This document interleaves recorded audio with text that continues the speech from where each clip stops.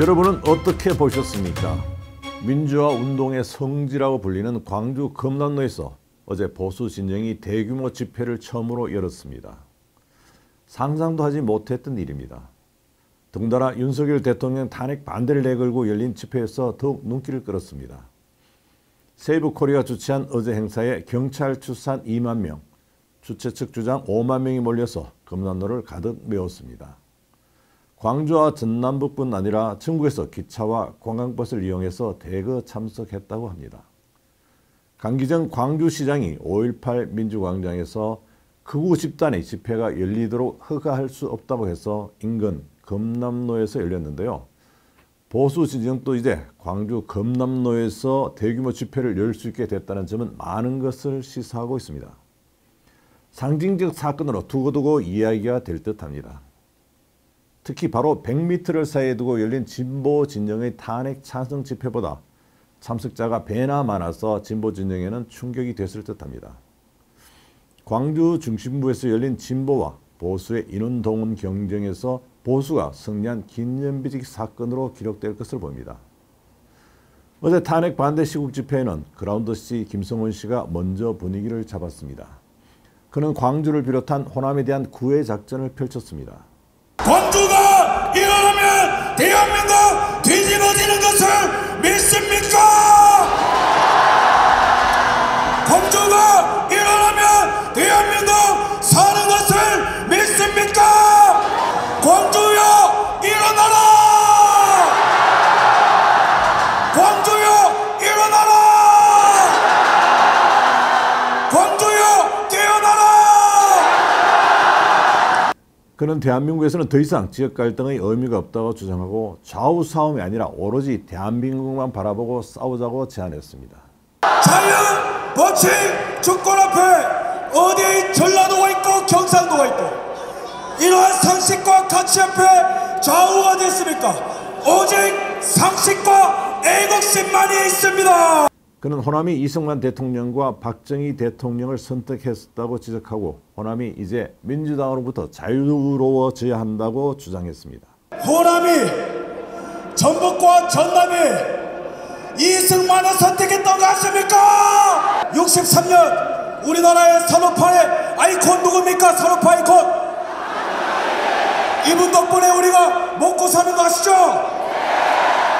63년에 이분이 당선되실 때 호남의 대부분의 지역이 박정희를 선택한 거 아십니까? 이어서 등장한 일타 강사 전한길 씨도 광주 정신에 대한 찬양에 많은 시간을 할애했습니다. 탄핵 반대 집회의 상징이 된 그는 1980년 이 금남로에서 광주 시민들이 독재에 맞서 싸우며 흘린 피의 의미를 잊지 않겠다는 뜻으로 붉은 옷을 입고 나왔다고 말을 시작했습니다. 우리가 이렇게 자유를 누리게 된 것은 신군부 독재에 맞서서 투쟁한 DJ와 YS 그리고 광주 시민 덕분이라고 추켜 세웠습니다.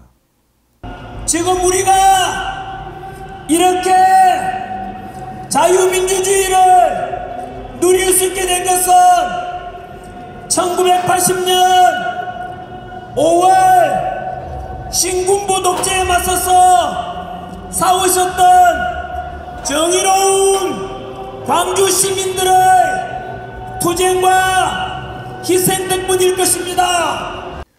그는 이렇게 우리가 모인 것은 갈등을 일으키기 위해서가 아니라 모두 하나된 대한민국을 만들기 위해서라고 강조했습니다. 또 우리가 민주주의와 평화를 누리게 해준 유엔과 주한미군에 대한 감사 표시를 유도하기도 했습니다.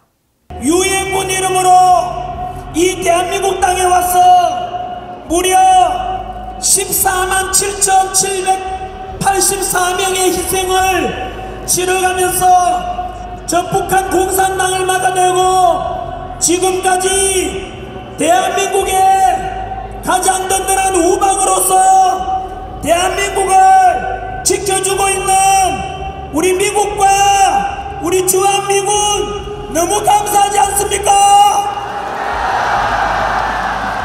성조기와 태극기를 자랑스럽게 흔들어 주십시오. 그는 2002년 월드컵 경기 때 대한민국을 흔들었던 구호 대한민국 연호를 유도해서 행사장 분위기를 축제장으로 만들기도 했습니다. 대한민국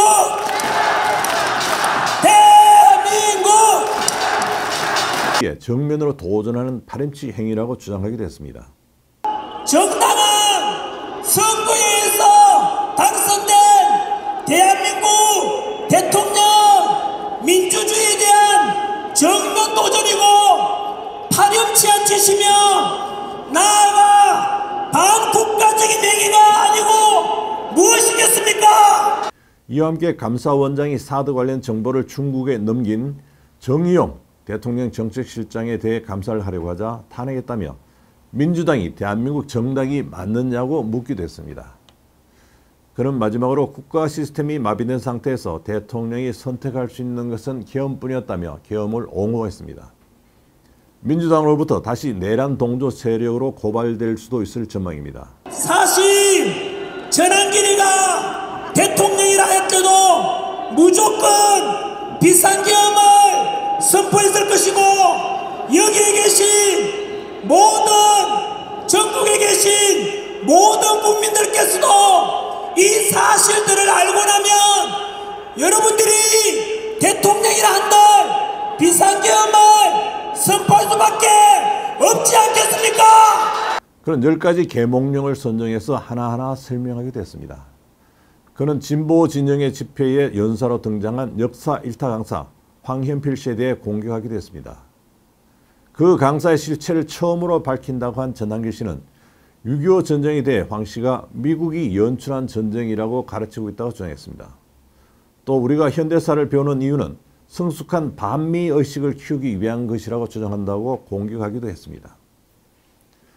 같은 장소에서 두 개의 공간으로 분리돼 치러진 어제 집회를 보면서 정치권이 이제 대결단을 할 때가 된 것이 아닌가 생각해 봅니다.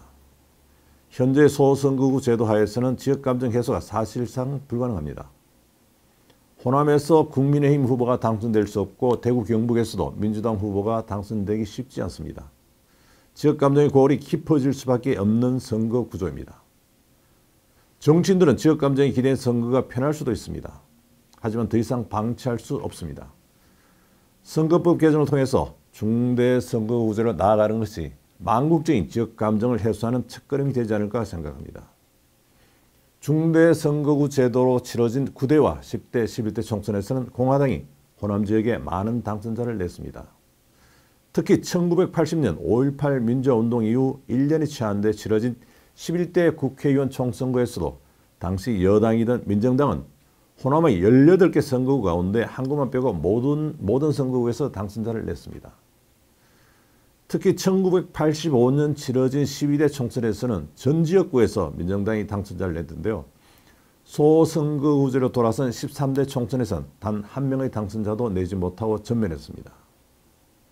물론 모든 선거구 제도는 장단점을 안고 있습니다만 정치권에서는 이제 망국적인 지역감정 해소를 위해서 학계와 정치권에서 끊임없이 제기해왔는 중대 선거구제 중심의 선거구 개정을 적극 검토해 봐야 할 듯합니다.